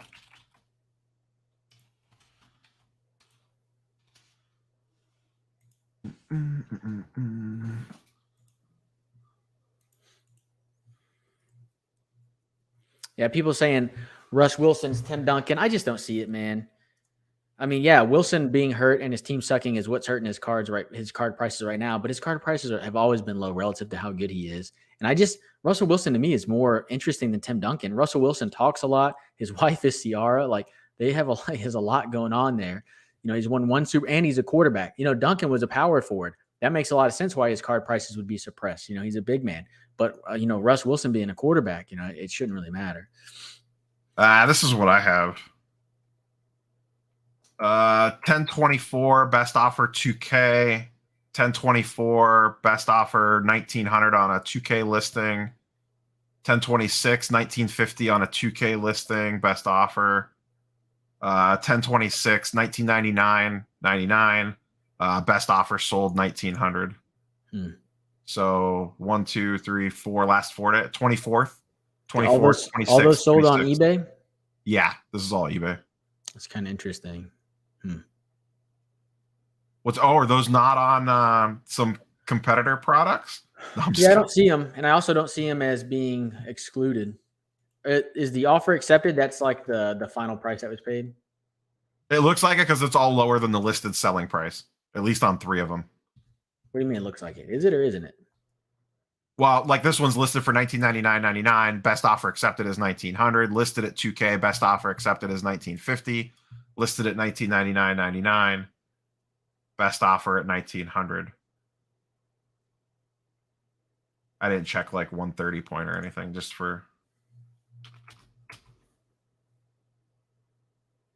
I see one, that went at auction for $1,975. I don't know, but yeah, it looks like it went up a little bit. So I think that was probably an extra bump after the Lakers game. Oh yeah, he dropped 40 in a loss, right? Something like that. Yeah, but he looked good doing it. I see his. I know this is the sample size on this was ridiculous, but I see he was like shooting 45% from threes. Well, he was shooting 29% or 25% before that game, so yeah, it's super swingy. Yeah, here's these two. This is the 27th and 27th, 1,800 and 2K. Actually, these are today, so these aren't either one of them yet. So it looks like it's. I mean, that's a lot on. To me, it looks like it's about an $1,800 card, give or take. Yep. But still, I mean, really, realistically, at its bottom, again, if you got one of the 3 lucky purchases, cool, you got it for like $1,200 or less. But if not, you were buying it for $1,400. And I'm so, I mean, the other thing I'll say to that is that you're assuming that the only ones that sold at that price are the ones on eBay. I think, how many sold. Well, it includes MySlabs. It includes other platforms too. It includes online platforms. But you're saying Instagram, sure. Facebook. Sure. But like how many of those, that was like around the National. How many of those do you think sold at the National? So the bottom on that job was 1,000. I can guarantee you basically not one of them sold for $1,000 to the National. No one's selling. No, I'm not saying that they sold at 1,000 for National, but how many do you think sold at the National for 1,200 or $1,300? I mean, 1,300 maybe. I have no idea, but maybe. I think it's tricky to say, and we don't know. We honestly don't know. Like how many of those are selling at card shows? I mean, there's a lot of big shows now. And we know John Morant's moving at big shows. If you want to include the card show, and your point's fair, but if you want to include the card show. And how many are moving on IG? Like, just between, hey, is this your username on eBay? Hey, you have this Josh Silver PSA 10 or, there's a lot of. If you include the National, are you including all your cost into the trip? I mean, sure, I guess, but I don't know. You're not going if we're talking real dollar and cents, that's money spent, and if we're talking about real dollars and flipping cards, then I'm just like, you got to include those costs too. Yeah, it just depends on what you're doing with it. You know what I mean? No, yeah, I agree. But I'm specifically talking about flipping. So like on the cyclical, the hobby cyclical nature. I think that's basically dead because there's the hobby's gotten smarter and they're not overreacting too much, although they may have overreacted the jaw in the Lakers game, but or have they? I don't know. Or maybe they haven't. I know you're a big Jaw fan. I think he's got to figure out that 3-point shot. We'll see how it goes. If he figures that out, it's game over. Yeah, if he figures out the 3-point shot, I'm very in Jaw's corner at that point. But he's got to figure it out. Yeah, I like that he's at least showing signs of it. It was one game sample size that he hit a bunch of threes, but yeah, I probably wouldn't count that as showing signs. That's luck. That's me going to the blacktop and suddenly hitting 4 out of 5 3-pointers and being like, I'm just great at shooting threes now. But I think the general concept of the hobby is lots. We've both been saying that forever. I guess the trick is that you have to get smarter. Like, you know what I mean? You have to figure out the next thing, whether it's using MySlabs more or trying to buy off platform more or trying to do more at shows or in person or whatever, because those 10% margins matter more now. So to your point, the margins absolutely. and the ease of the flipping is more difficult, but you could definitely still do it. It's just a little trickier. You need to be a little smarter. And you need to work the edges a little bit more. And I think there's different ways, like to my point earlier, it's buying at the low comp or around the low comp, preferably not on eBay to avoid some of the shenanigans, get it a little bit cheaper, and maybe you don't sell it for that price, but maybe you leverage it to get into something else, or maybe you trade it for a smaller card and get cash back. You know what I mean? There's a lot of different ways to flip versus just buying at one price and selling at another price. I mean, it's certainly ideal, but not everyone has the luxury of like being able to work those different deals. I mean, I'm in Houston. I'm in a major city, one of the like 4 major cities in the US, and we don't have any shows. Like there's nothing I can like. I have to go to Dallas if I want to go to a show. I might have a little bit more luck on Instagram. I haven't tried that or whatnot. I am trying to start to look into that stuff just so I can maybe use it and really start to build a little bit of a community here in Houston, because I think it's kind of bad that we haven't banded it together yet. But like, not everyone has that luxury, and God forbid you're in some podunk town, in the sticks somewhere. Yeah, I am definitely blessed by the fact that I have lots of local, there's smaller shows, but I have lots of local shows that are small to mid-size, and I'm a 2-hour drive from Card Collector too. So I know that I could always hit that trade night every couple, like that is 100% worth the 2-hour drive for his trade night. And being in the Northeast in general, I think, which, I mean, you're kind of in the Northeast, you're I'm like fake there. Northeast. Yeah. But like, cause like, you could go to the Philly show or a New York show. Like, I understand that's like an all day or a weekend trip like Dallas is for me, but like there's a lot of those shows available over the course of a year. Yeah, I could be at Philly in a day. I don't have to fly. I could leave in the morning if I want to. I could be there in 6 hours. I could be in Chantilly, in 7 hours. There's even the National. I could drive to the National, or there's other big Chicago shows. So I have driving options if you don't want to spend the expense of a flight. Yeah, you lose a day to travel or whatever. I see some questions in chat. So I'll be at Dallas Saturday, Sunday. And there's a question specific for me about Dustin's video on buying goats. Look, I like buying goats. I think a lot of people think that I'm anti-buying goats. That's not true at all. I made my video kind of when we were at the top of the goat bubble. And I literally the thumbnail says investing in goats long-term is overrated. And the purpose of that was to say you're at historic highs, and to buy now is probably not smart. That's it. So. Vic says, I don't care how many people threes hit while he's putting up 40. I don't just necessarily disagree with you from like a hobby hype standpoint. I don't want to speak for Dakota, but his point is long-term sustainability. He needs to hit the threes. Correct me if I'm wrong. Yeah. Show me the athletic guard, in the modern era that, was not, a 3-point shooting guard. He was an athletic guard that's 3-point. He's not shooting threes that won championships. It doesn't happen. These guys have to be able to shoot threes. I haven't dug into this for about a month or so. Have you noticed SGC closing the gap anymore? I guess let's strictly narrow this to ultra modern basketball, baseball, football. I let vintage and go let's not factor that stuff. I mean, I haven't really noticed it. Again, I think I mentioned this once before. The one thing that I've noticed is I do think that ultra modern football does well in SGC, and maybe it doesn't comp better than other cards do, but it is, in my opinion, it's more liquid. I think you see a lot of ultra modern football kind of move in SGC cases, kind of like, baseball cards and BGS cases, they're pretty popular too. That's a little bit more liquid. So I just think that SGC has almost kind of specialized in football, on accident, just because is what was available for so much of the PSA shutdown. Yeah, and I don't know if you saw, they moved into new offices this week. I saw that the move was complete, so that's pretty good. Good for them. I think the turnaround times are still sitting at about a month, give or take, like 30 business days, give or take. I know I'll speak to this, and once again, this is a one-off anecdotal. I saw, because I was watching it on eBay, a Vlad Topps Chrome Refractor 2019 in an SGC 10 went for like 160 today, I think, or yesterday. A PSA 10's doing like 330, so that's still not that great, like in the grand scheme of things. Yep. Once again, a one-off sample size, but I don't, to the general overall point, I don't know that the needle has moved that much, if at all. I think it's probably about the same.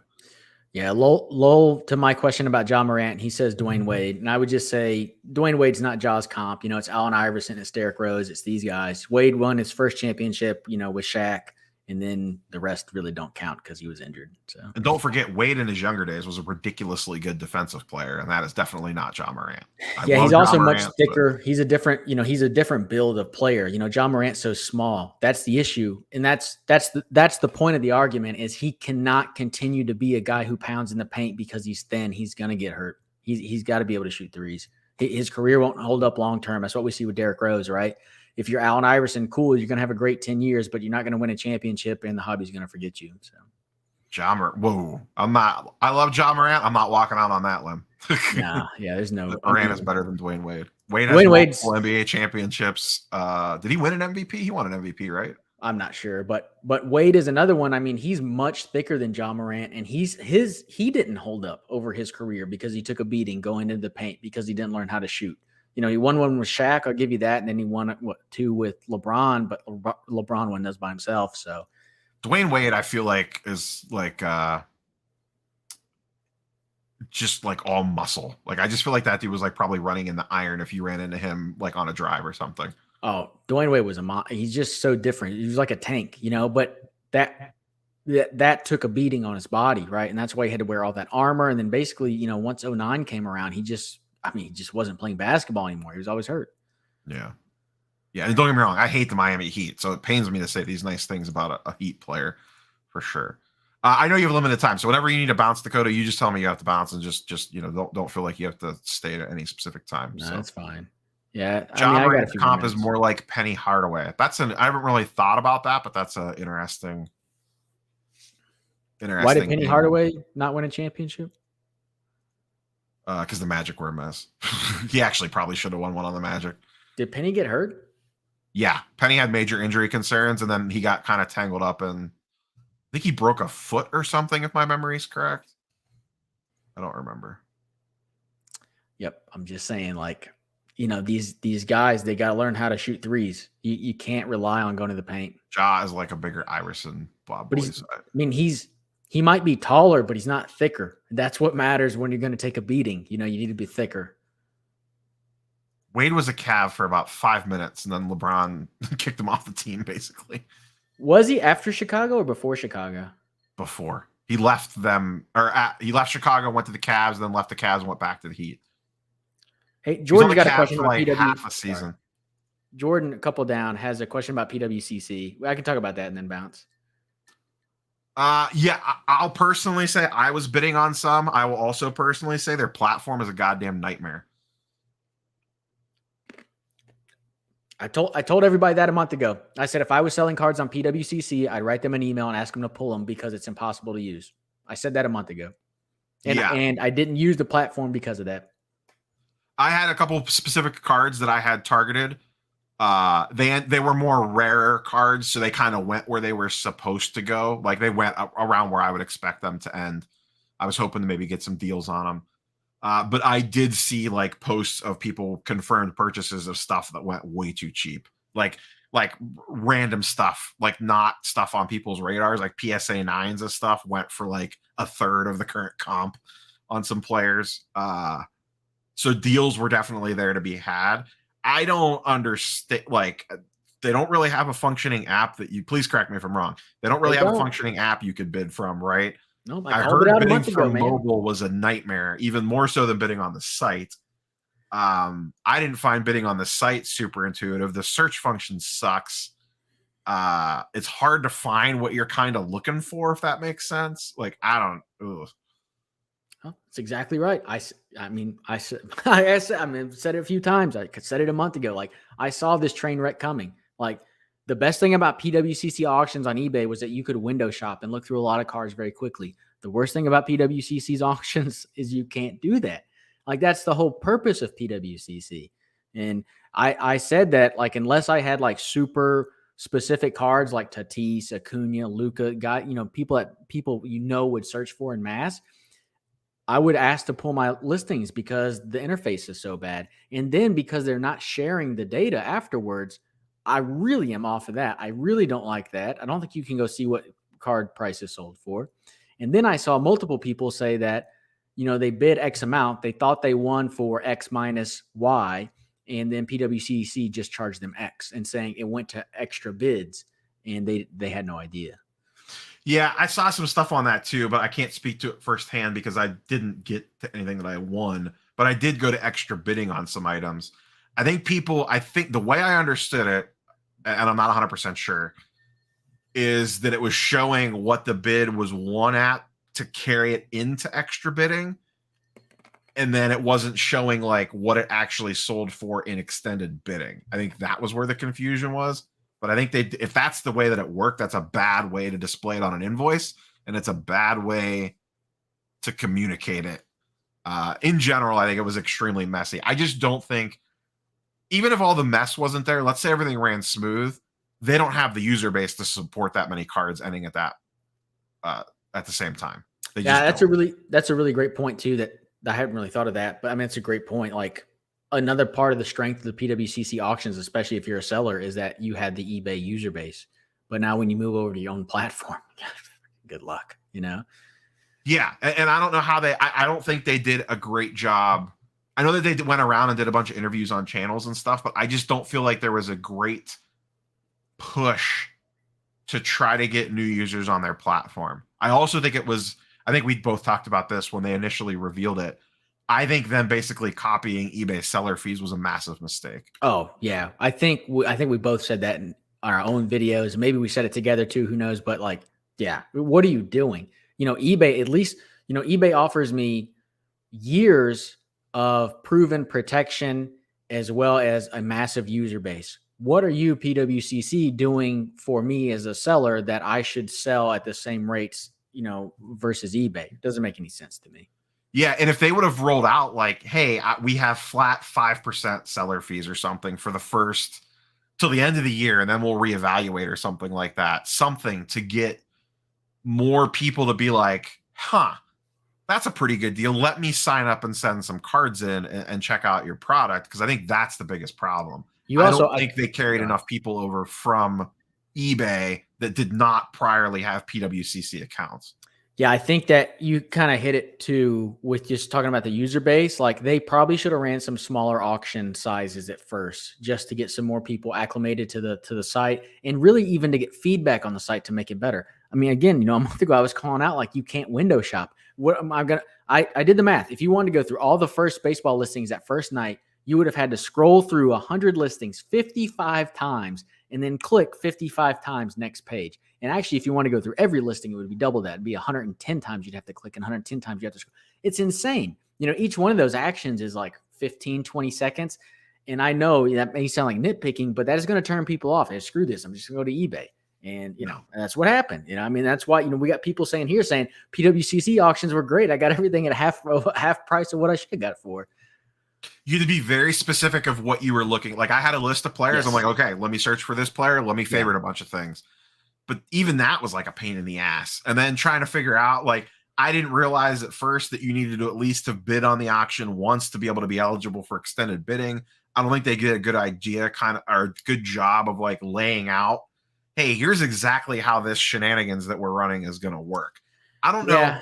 I don't know if I like the extended bidding or not. I like it. I do think, I mean, because I knew that existed because I read about it, but they probably should have put it like, especially for the first auctions, it should have been at like the top of every page, just so people know the rules, you know, because it's so different and people aren't used to it. I 100% agree with you. I'm wondering if they got pushback on this, that they should have limited the auction size. I'm wondering if they were concerned about telling people like, no, you can't sell your cards, and people bailing off the platform if they couldn't list their cards to auction. Okay, well, I think they would have been better off saying, hey, we're only doing 1,000 baseball cards or so, whatever the number is that makes sense to your point, to kind of like whet the appetite of people. And maybe you do it for a shorter period of time. I don't know that you need to do, what did they do? 9 days or 10 days? What was their auction? No, it was like, I think the auctions, you could start seeing them like on the 7th of October, and that shit ended 3 weeks later, you know? That's way too long. Yeah. And like, I agree with you. Like, maybe they should have just done ultra modern, just like you said, to whet the appetite. I think that's perfect. Like, we only do Tatis, Acuna, Soto in this one, you know, and then a couple others, of course, but Bichette, whatever. Yeah. You know, we're only going to do those guys in this auction. And that's just to drum up a lot of interest. And then that gets people used and ready for the next one. And, but yeah.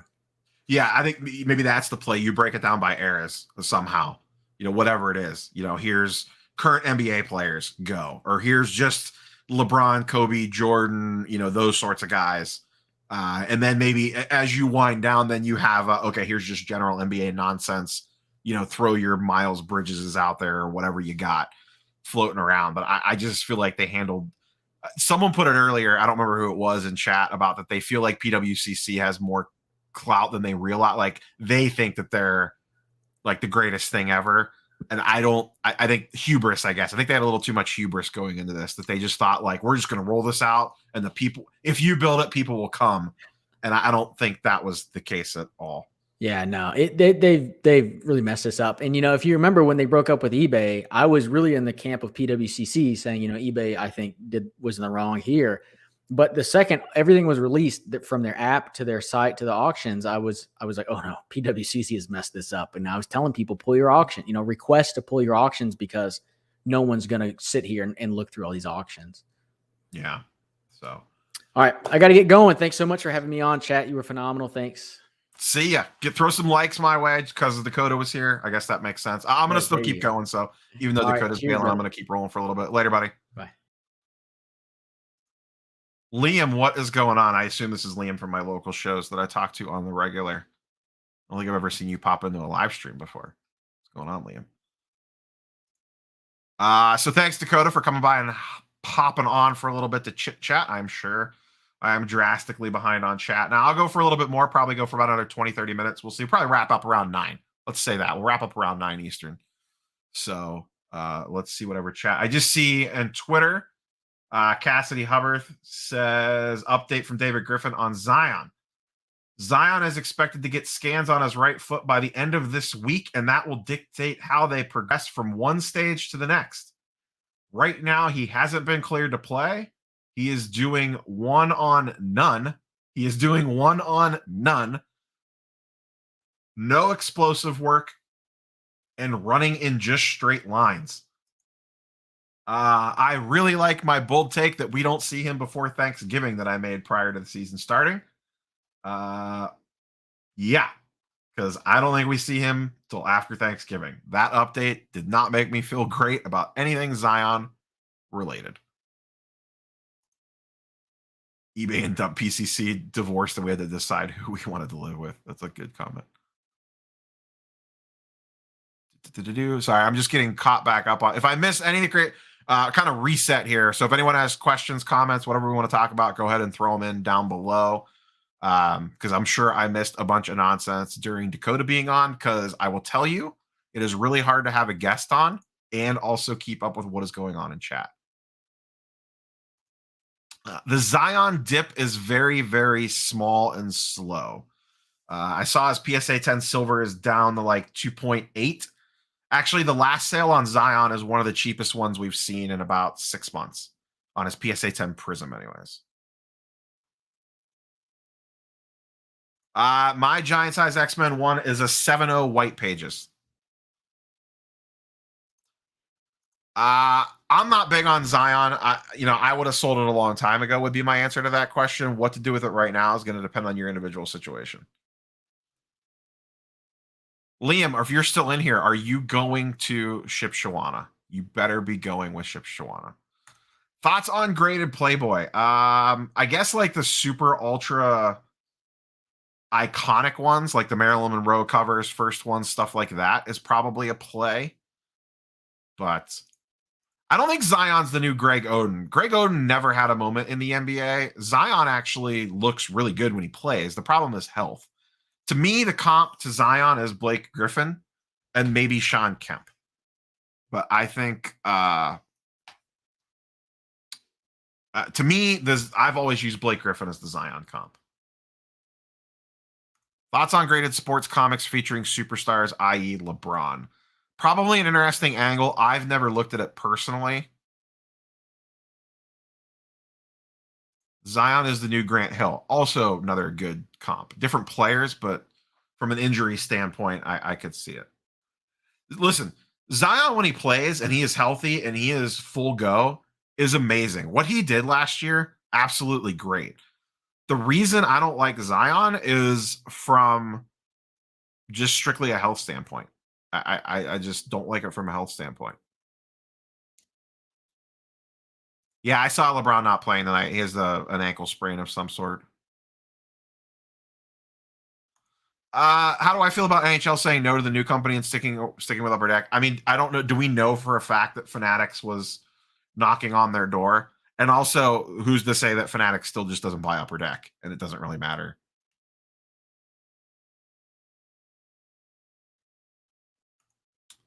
Was Zion out? Brandon Ingram will ball out. Maybe. The problem is that the Pelicans just kind of suck right now.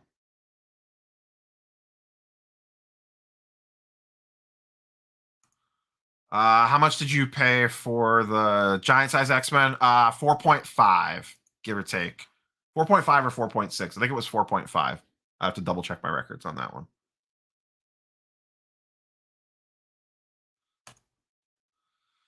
Yeah, Zion and Mahomes going down at the same time is going to wreck a lot of people.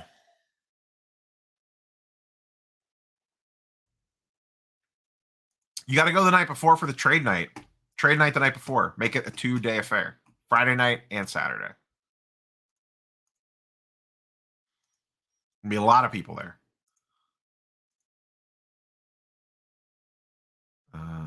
I'm currently caught up on chat. Fire away.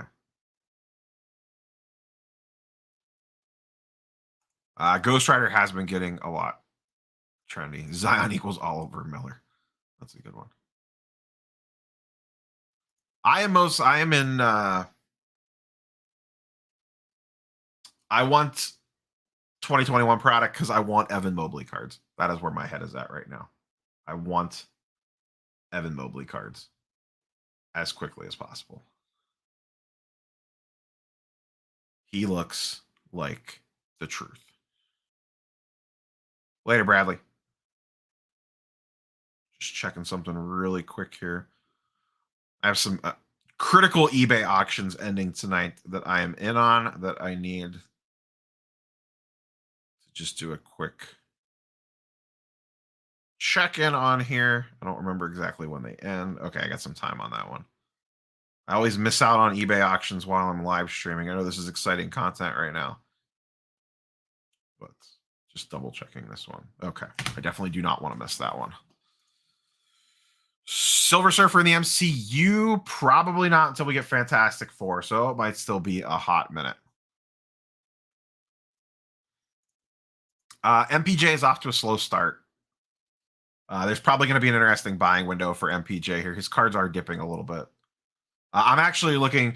I actually have an MPJ listed for sale right now. I have.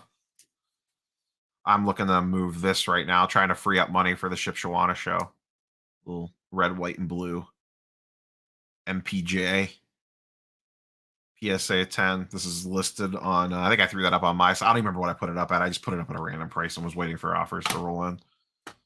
I have that up right now, and I am also looking to move some SGA stuff. Not a great time to be selling SGA, but I would just rather have the cash than the cards right now on those guys. Definitely not selling at peak, but what are you going to do? Go for a Hulk 181 9.0 for 12.7. Yeah, probably not. I'm going to go for more like a 5.0, maybe. I watched some stuff on PWCC. I didn't end up pulling the trigger on anything. No, I'm keeping this one on the down low.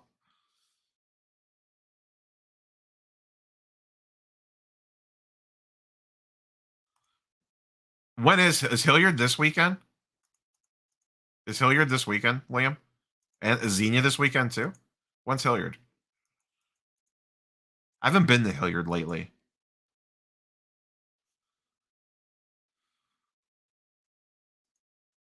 $181 is his first full appearance, and it's also he's on the cover. I care about 181. I don't care about this 180 nonsense. I'm team 181. Both in November, I think. When you see dates for those, text those to me. I might be interested.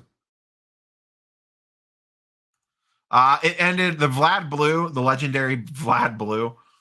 It went for 3.5K, exactly where I thought it would go. So I was not in on it at that price. I was hoping it would go low.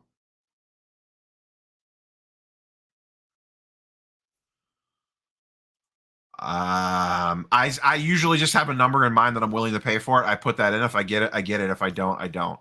It's pretty much as simple as that. I don't think the next Shipshawana is until spring. This is the last one of the year till next year. I love Tatum as a long-term hold. I am a big Tatum guy. Big Tatum guy. That being said, like I'll move Tatum. Like I have Tatum base stuff that I'm willing to move, but I split my difference. You know, I should have brought this up on today's video where I talked about like, you know, just sell and take the profits. So what I like to do is split the difference as much as possible. I have lower end Tatum that I can move to make profit on and get out of it. I have a base Prism PSA 10. I have a select Premier PSA 10. But I also have stuff, strictly speaking of Tatum, like the checkerboard here, that I am willing to kind of hold long term and just kind of sit on it and wait to see what happens. Same with Luca. You know, I have my Luca Opticalos and Luca Mosaic and stuff like that I could move for a profit. I'm just not super interested in it. I would potentially trade them more than sell them. But I have Luca base optic, Luca base select, Luca base prism, stuff like that I will move off of. That's what I traded a bunch of for the LeBron refractor. So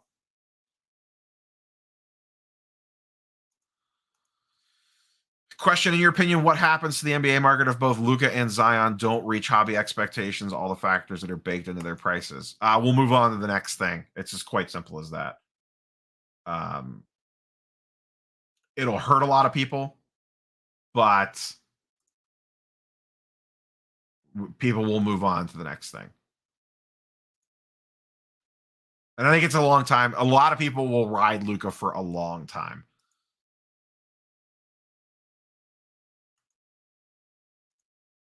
I bid 34, 30. Yeah, 3,500 the blue Vlad went to. I do not think Pogs make a comeback, but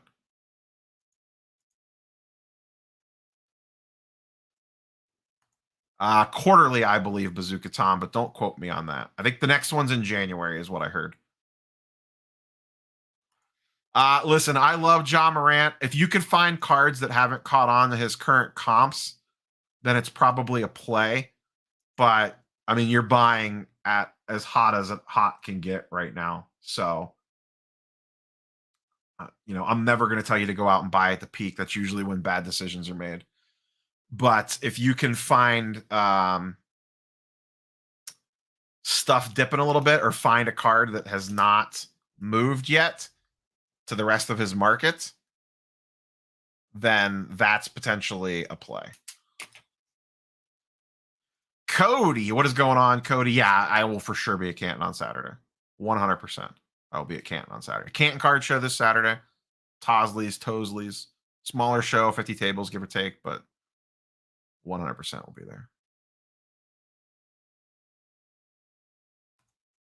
Yeah, Tatum dip never really happened. He just kind of stayed flat. I don't know. It just depends on, it'll depend when it'll happen. Will depend on how he plays this season. It's not the greatest answer, but it's kind of where it's at right now. Yeah, I'm willing to move in and out of some Lucas stuff, and there's some Lucas stuff I've just resigned myself that I'm just going to ride the ship with.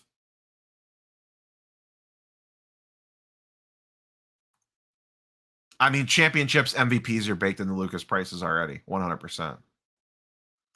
I don't know when PSA is opening up regular and economy. I don't think we see economy till next year. I think we see regular this year.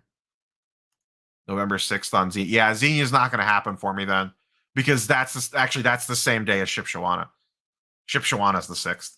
And then the Cleveland card show, I think Strongsville's the 7th. So I've always liked this comp. John Morant equals a young D Rose.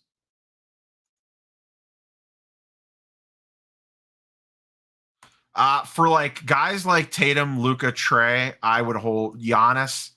I think you could look at like multiple. To me, a long-term hold when it comes to sports cards is anything I'm willing to hold for longer than into the next season. I'm willing to go season to season on Luka, Tatum, Trey, and then reevaluate.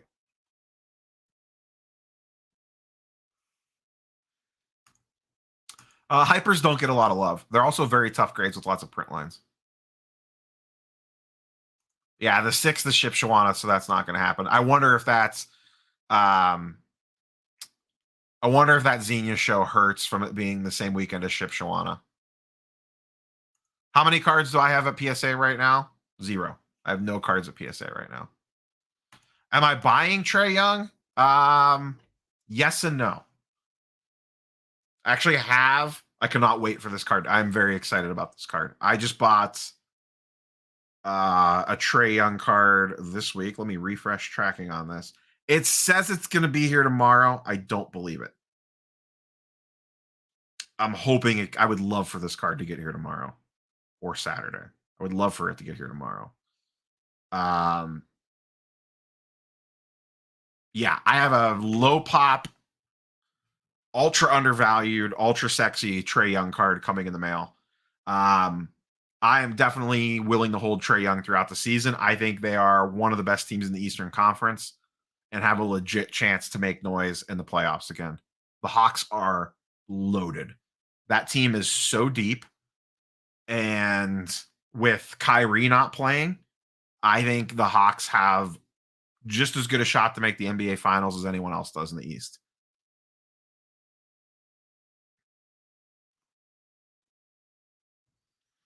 Yeah, but I think that's a different office. I think that office is in Japan. So I'm not sure. There's an interesting place. Send your cards to Japan to get graded.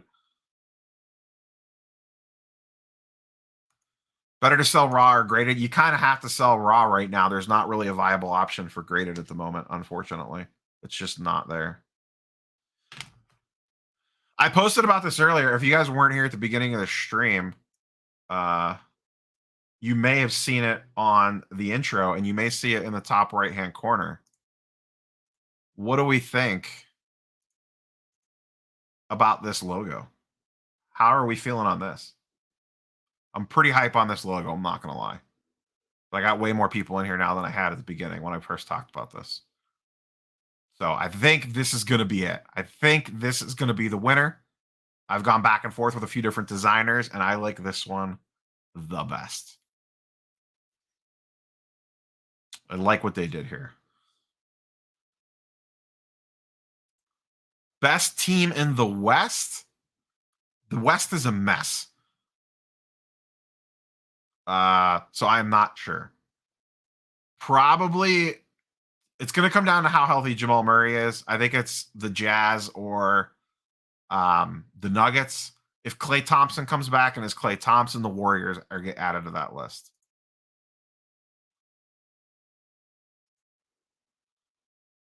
All right, people seem to like the logo. Shai is not going to get a lot of love because his team sucks. Donovan Mitchell never gets a lot of love until the playoffs. I'm not like, even though I have a logo, I am not looking to make t-shirts or anything crazy like that. So don't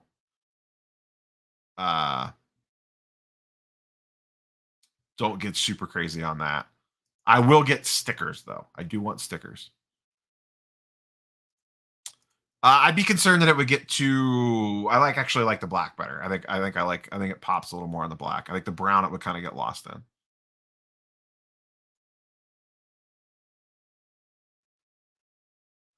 I really don't like the idea of pulling Star Stock A's off Star Stock.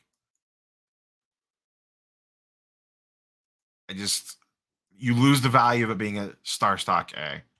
I would just take a little less. I would just keep lowering the price and try to get it to move on Star Stock at above what Raw usually goes for. Star Stock's rough right now.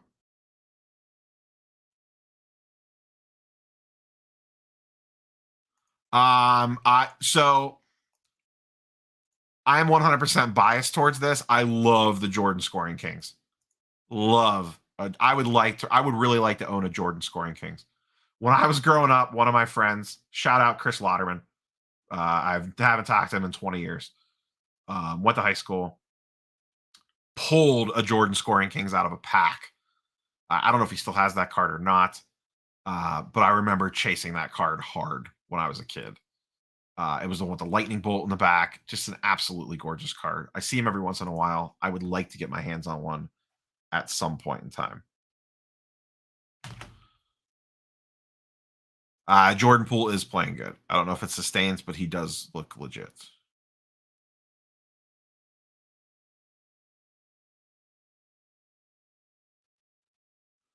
I think he was just cherry picking a single example. It is what it is. I think he went with Ja because Ja's extremely hot right now. And to be fair, Ja has gone up again. I do not sell merch. I don't know that I want to get in the business of selling merch. That's not what I'm doing this for. I want stickers because I want to hand out stickers at shows and stuff. If people come up to me and like give me a shout out or like, hey, watch the channel or whatever, I would love to be able to hand them a sticker. But I am not necessarily looking to get into the merch game.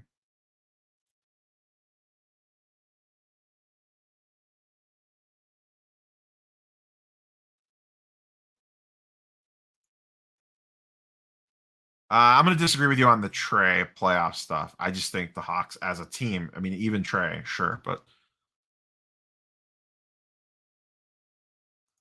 Ayton, big guys just get no love. I think he's a really good NBA player. I'm not sure his cards ever have tremendous value.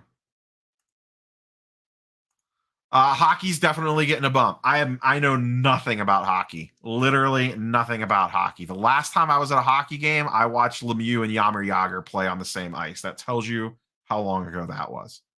I mean, sure, Ovechkin, you know, those guys. If you want to spend the money and get in on them, I think it's absolutely a play. It is 100% getting a pump from being on ESPN all the time. ESPN is pumping the hell out of hockey, and you are seeing it reflected in the card market. Yeah, scoring kings are super condition sensitive. I forget what PSA 10s go for. I am not going to the Dallas show.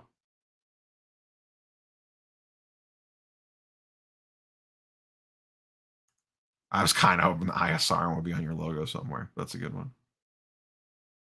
I'm not big on the geodes. I didn't think they did a good job with those cards. I sold all the ones I had as soon as I opened them. Neo medical device. Zion worth investing in? I am not a Zion guy. Unless you can really get him in on the dip. Like if his stuff really dips, which it hasn't totally cratered yet. It's just slowly going down. Later, Liam. I'll talk to you later. I'll catch you at one of the shows somewhere. In your opinion, which current superstar regresses the most this year? I mean, I think Zion's the obvious answer. I think LeBron's production tails off a little bit more, but I mean, the dude's like 39 years old, so he's in like his 19th season.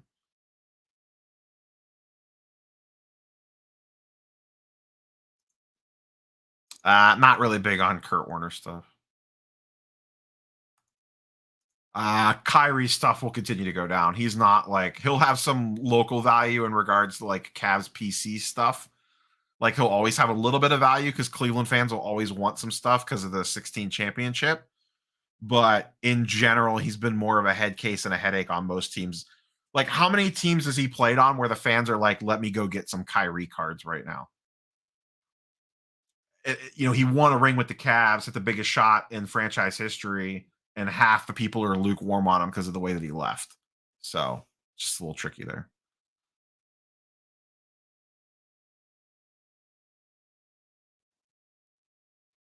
I don't even know what we're at likewise, but smash it. I don't even know. We got 140 people, 137 people in here.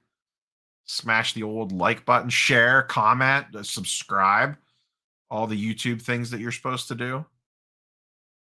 Hulk 181, CGC 7.5, 6.5K. Like, you mean like, should I go buy that at that price? Are you offering it to me? Are you asking if you should go buy it? I'm not up on my Hulk 181 pricing. I have not done a deep dive yet to see where I want to be at price wise. It also depends on presentation. Presentation really matters on comics. It's definitely by the book, not the grade. Do I think I don't know if they'll win for sure, but Giannis could absolutely, the Bucks could absolutely win another ring this year.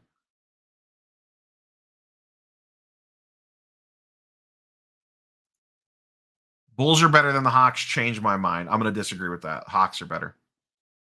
Bulls haven't played anybody yet. Can the Bulls actually play a real NBA team, and then we'll revisit? I'm not saying the Bulls are bad. I think they're good, but they're not as good as the Hawks. Lakers are smashing the Thunder right now. That's like saying the Lakers are smashing Kentucky right now. I've never been a big Simpsons guy. Kyrie's born in my hometown, and we can't stand him. I do not own any auto jerseys.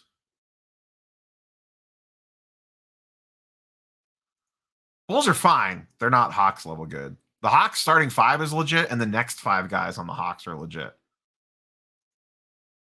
When you have like Hunter, Reddish, and Herter coming off the bench and Lou Williams and stuff like that, like that's insane.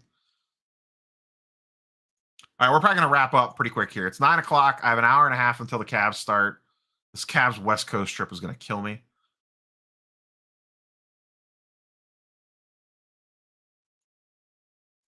Favorite NBA player? Quickly becoming Evan Mobley.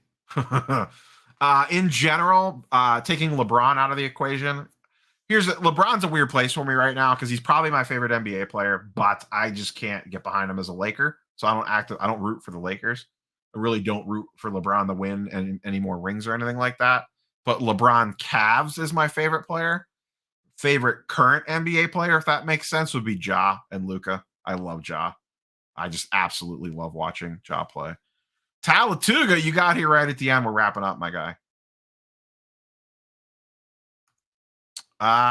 Knicks or whatever. I just don't think the Knicks are a good regular season team. I don't think they're a good playoff team.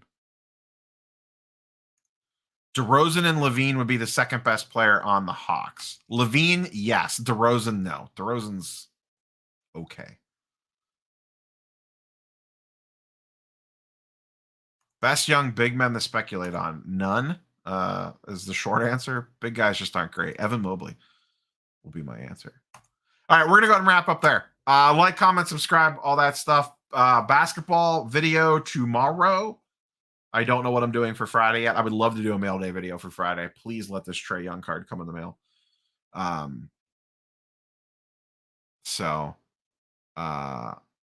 Yeah, I'll close on globals here. Hilarious. Everyone jumped on the Giannis train. Dakota and I and others were talking up, and Steve were both loving Giannis last year. And every time you would bring up Giannis, there would be like a segment of chat that would be like, he sucks. He can't win. He's overrated. And now look, whoops. So yeah, catch you guys on the video tomorrow. I'll be at the Canton show this Saturday. So if you're in the Northeast Ohio area, I'll be roaming around the Canton, Ohio show. And then if you're coming out to the Shipshawana show, track me down. I'll be at trade night, and I will be at the show proper probably most of the day. So catch you guys and girls on the next one. Peace.